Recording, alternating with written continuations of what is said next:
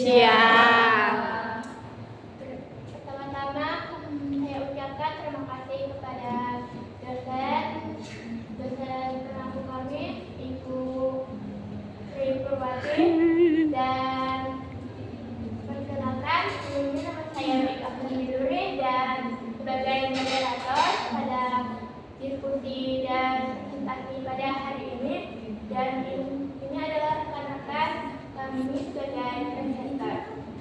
Perkenalkan, nama saya Rika Purwati Dan saya Mulia Sari.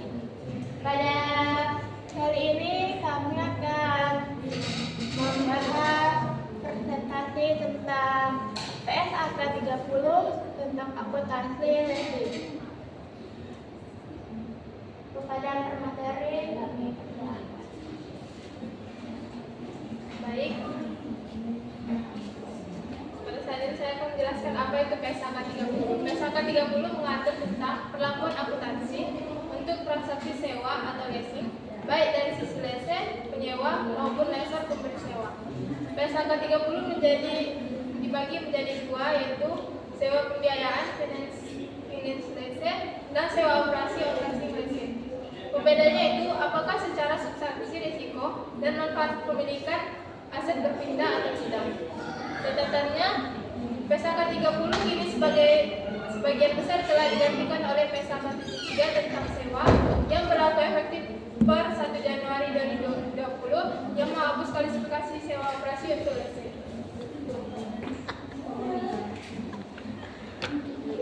Sewa pembiayaan yaitu mengalihkan secara situasional seluruh risiko dan manfaat kepemilikan aset ke leasing.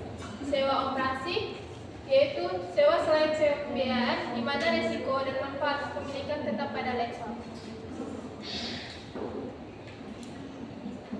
Pengakuannya yaitu pada akuntansi lese penyewa, sewa pembiayaan diakui sebagai aset dan liabilitas kewajiban sebesar nilai wajar aset atau nilai kini dari pembayaran sewa minimum dan aset disusunkan. Dan sewa operasi yaitu mengakui pembayaran sewa sebagai beban dengan metode garis lurus selama masa sewa. Sebagai akuntansi lessor atau pesewa, sewa pembiayaan diakui sebagai piutang sewa sebesar investasi neto dan menghentikan pengakuan aset. Untuk sewa operasi, aset tetap disajikan dalam laporan posisi keuangan lessor dan pendapatan sewa diakui secara garis lurus.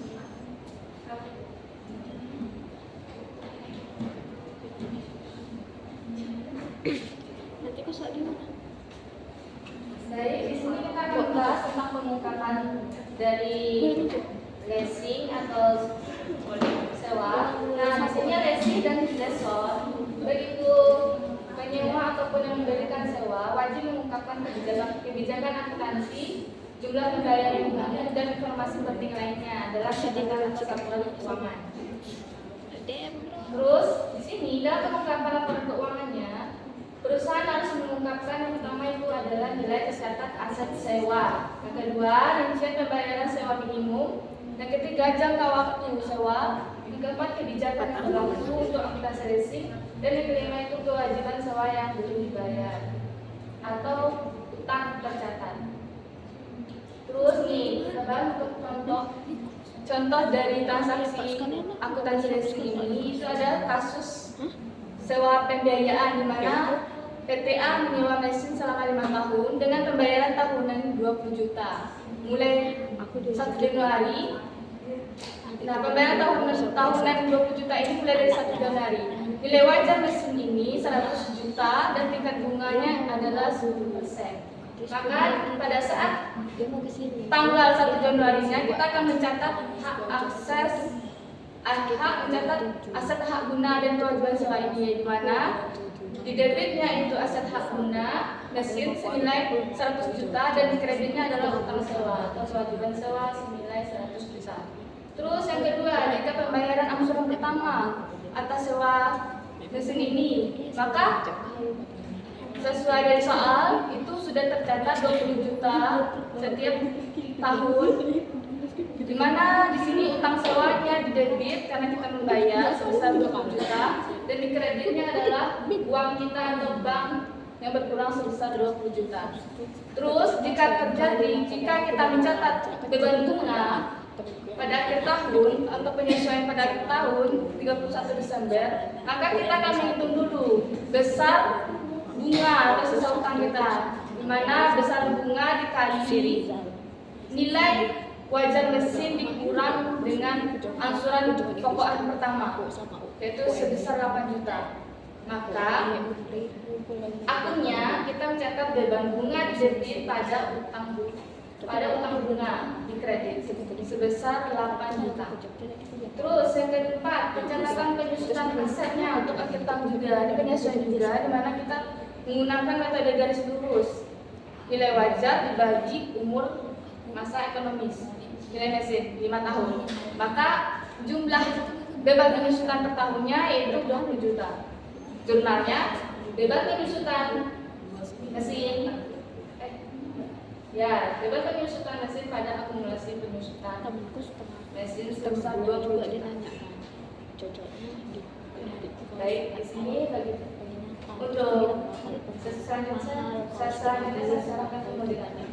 Baik, setelah menjelaskan materi dari ketua yang pertama tadi, kami akan membuka sesi tanya jawab bagi teman-teman yang ingin bertanya dipersilakan.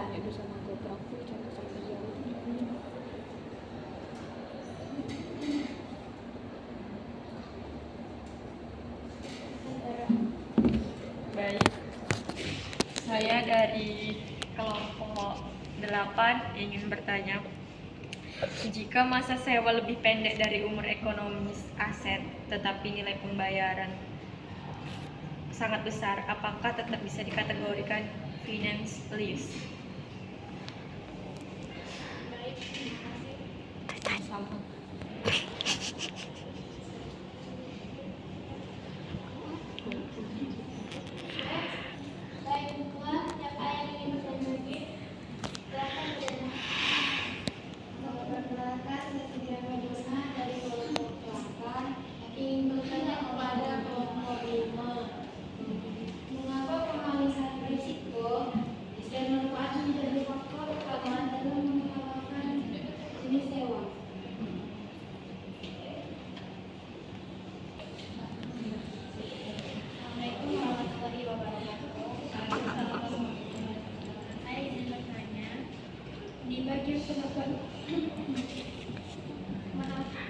Di bagian pengakuan lese disebutkan bahwa sewa pembiayaan mengakui aset dan liabilitas di neraca. Jika sebuah perusahaan sengaja mencatat semua sewanya sebagai sewa operasi, padahal seharusnya pembiayaan agar utangnya tidak terlihat besar di neraca, apa dampaknya terhadap rasio utang terhadap perusahaan tersebut? Apakah ini bisa dianggap sebagai manipulasi laporan keuangan? Baiklah, terima kasih kepada teman-teman yang telah memberikan pertanyaan kepada teman-teman. Saya akan kembalikan kepada presenter untuk menjawab pertanyaan dari teman-teman. Baik, saya menjawab pertanyaan dari Rawati. Pertanyaannya, jika masa sewa lebih pendek dari umur ekonomis, aset tetapi nilai pembayaran sangat besar, apakah tetap bisa dikategorikan financial asset? Ya, jawabannya dapat dikategorikan sebagai financial asset. Karena financial asset itu tidak hanya dilihat dari lamanya masa sewa, tetapi dari substansi ekonomi transaksi. Apakah risiko dan manfaat kepemilikan berpindah secara substansi ke penyewa, seperti yang ada di sana. Terima kasih. Baik, untuk jawaban pertanyaan selanjutnya itu dari Mbak Dona. Mengapa ada risiko dan manfaat menjadi faktor utama dalam menentukan jenis sewa? Nah, jawabannya sangat penting sekali karena dalam pertanyaan risiko dan manfaat ini sangat memberikan hubungan timbal balik antara lesor dan resiko. Yang dimana ini akan menjadi jika seandainya faktor risiko dan manfaat ini tidak diperhatikan, bisa memberikan bagi lesor atau penyewa atau yang memberikan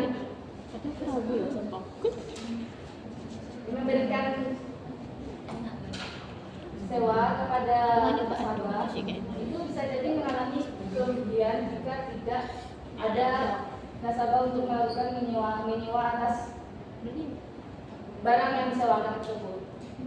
Nah, hal ini akan memberikan dampak yang risiko yang sangat besar bagi lesor. Jika risiko tidak dialihkan, maka pemilik asli ini atau lesor ini harus menanggung risiko apakah aset tersebut masih bisa dipergunakan kembali atau tidak.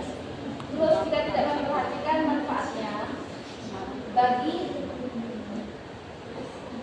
penyewa, hanya mengabdi beban sewa saja. Kalau sama temanku yang dari beliau itu Nah, terus perlakuannya dalam perawakan keuangan turut pengaruh. Yang pertama itu pada jadinya sewa pembiayaannya, finance lease-nya, itu di mana penyewa mengakui aset tak guna dan dia juga sewanya neraca. Sedangkan untuk aset tersebut dianggap milik penyewa secara finansial. Dan sebagai sewa operasinya, penyewa hanya mengakui beban sewa saja secara merata.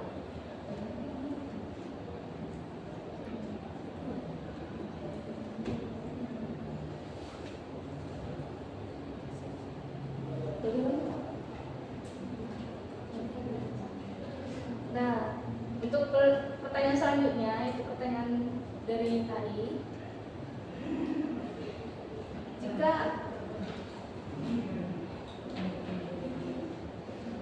Jika perusahaan sengaja mencatat semua sewa sebagai sewa operasi agar utang yang tidak terlihat besar, apakah dampaknya terhadap debt of equity ratio-nya? Maka di sini apakah termasuk manipulasi? Nah, jawabannya ya, karena bisa dikategorikan sebagai manipulasi laporan keuangan. Karena di sini dalam penyusunan laporan keuangannya tidak sesuai dengan standar, itu SHK 30. Terus yang kedua juga dapat menyesatkan pengguna laporan keuangan, misalnya itu pihak manajer maupun pihak eksternalnya. Terus yang ketiga bisa mempengaruhi keputusan investor atau kreditor. Terus yang dalam audit ini bisa dianggap sebagai salah saji material, di mana di sini bahkan bisa masuk kategori fraud atau kecurangan yang sengaja. Terima kasih. Saya kembalikan kepada moderator.